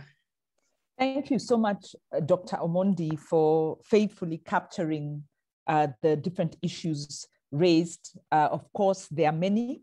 It just shows the hunger for this kind of structured engagement. And I'll do two things, and I'll try and do them quite quickly. One is to give an indication of the way forward. And then I'll do just a quick appreciation so that we can close the meeting. And in terms of way forward, of course, we've recorded and collated your feedback. We'll then look at it to, kind of identify what we can act on, what we can't. And this is how I see it playing out. One of the concrete actions coming out of this is that we will prepare a communique to the World Bank coming from this meeting, and we will pull out the various issues and concerns, and we'll agree on, and in fact, we are in good hands because Dr. Omondi is going to help us do that. So that's one of the concrete items coming out of this. Now, there are also other issues that have come up that we as a collective need to speak to. And some of these are of interest to the institutions that are presently working under Okwa Uchumi, such as this, the idea of the audit. It's something we've been mentioning, and the need to audit these projects has come up severally in different ways. And the purpose of audit is to establish whether they are functional, is also to establish whether there was public participation, are they responding to poverty? So I think that's one of the other things we really need to focus and structure ourselves around. The other thing coming out is that there's a need for us to influence priorities, to make sure the priorities are contributing to the alleviation of poverty. This is an issue we've been grappling with because obviously we participate in the national budget process. Partners also engage in the county level process, but there's this disconnect between citizen engagement and what comes out. So we need to put our heads together and come up with a very strong strategy to ensure that government priorities are responding to real needs and are not being driven by corruption interests through budgeted corruption. We need to cascade Okoa. OCOA, like I said, is quite, we are not new, we've been around, but our strategy for outreach has not yet been, we haven't yet done that. So this is a good time. And I really see this meeting as one of the, a key point for us to reach out, because I'm very excited about the energy and the diversity and the clarity of the inputs coming out. And really, we need to cascade and partner and collaborate. We need to do the cascade with civil society at the county level, and then also reach the grassroots, reach Wanjiku, reach Mamamboga, and make sure we have the right language. We need to be very sharp. We need to be very focused so that we can build that, a very keen movement to push back against this abuse of this debt facility and our public resources. There's Idini, which is a platform that I believe has presented itself as a very good opportunity for us to quickly jump on, so that we can make very keen demands to push back against debt. And I believe that's a platform, for me, I feel it's a good one that we need to partner with. I think there are many other issues that have come out. There's also calls for learning, capacity building. And as we pull out these issues, we'll see what goes into capacity building, what goes into our concrete engagement. I'll be very clear that as a coalition, the ability to move depends on everybody. It's really coming together, having that common understanding, and then partners saying, well, I'm gonna pick this, I'm gonna run with this. And our aim as a coalition is just to make sure we are coordinated. So we'll put this together, and we will then come back to you to say, well, how does this look? We'll invite you to join the coalition. And even as we partner with Idini, and you know, it's very important for us not to have institutional hats that prevent us from working and picking up good initiatives as they arise. So that is broadly where I see us going. And our plan is that we will reconvene in a week's time. And I believe that might be a meeting open to the wider public. It might be prudent for us to have maybe a kind of validation for a communique. I don't know what Christine had in mind, but we will look at how we build on this and then disseminate what has come out of this, wider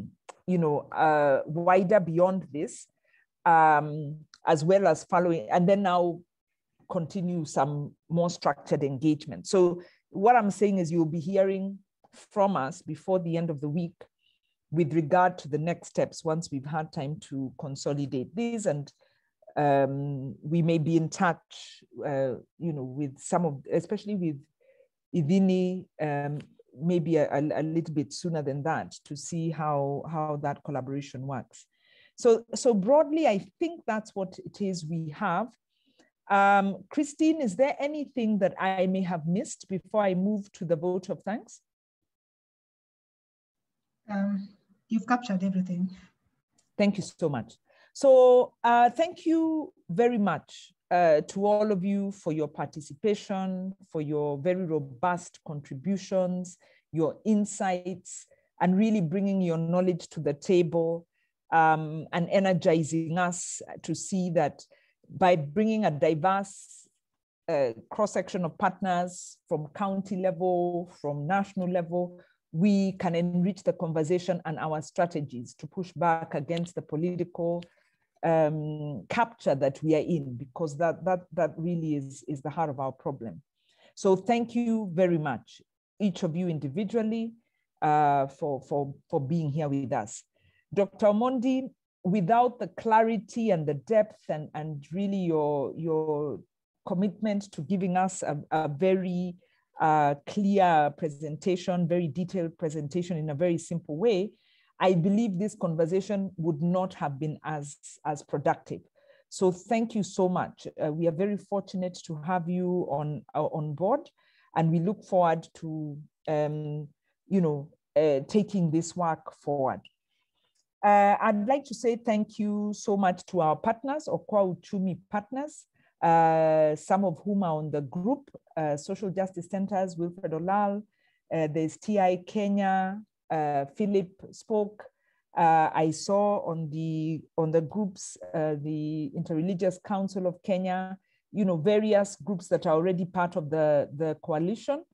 You're welcome. Like I said, right now, it's an open platform. We are trying to open up our communication through the USSD platform and also through a WhatsApp group. WhatsApp, of course, is free. The Jihusisha platform, you receive our communication for free. Of course, it's you pay to respond, but please join both so that as we roll out, we have this way of communicating, and we will, as we develop our strategy and organize ourselves, we need to do it together. This coalition can't be owned by national institutions. That's not the aim. The aim is to really have it very structured, doing good capacity building, but complementing ourselves so that we are effective in pushing government to do the things that we know they should be doing. I'd like to say thank you so much to the TISA team. Christine particularly. Christine is the manager of this program. She's the one who coordinated this event, supported by Emily and Hope, who work with her in our fiscal decentralization program. Thank you so much, Christine, for your dedication, and thank you for really putting together a good meeting for us today. Thank you to Angela and Steve, who are the back end supporting the communication side and supporting this meeting. Thank you. And lastly, I'd like to say thank you to Oxfam for your technical input, for your guidance to even pick this area, and your patience with us when we've been very reluctant to enter into this conversation, because we didn't want to be co-opted. We were fearing if we come on this and we are looking like we are partnering with the World Bank, will be misconstrued to be part of their kind of framework. And you then took time to allow us to structure this so that it is citizen-led in the way that it is now. So thank you for the support. Thank you for the insight, and we continue to move together. With that, I'd like to wish you all a wonderful afternoon and to adjourn this meeting. Thank you so much.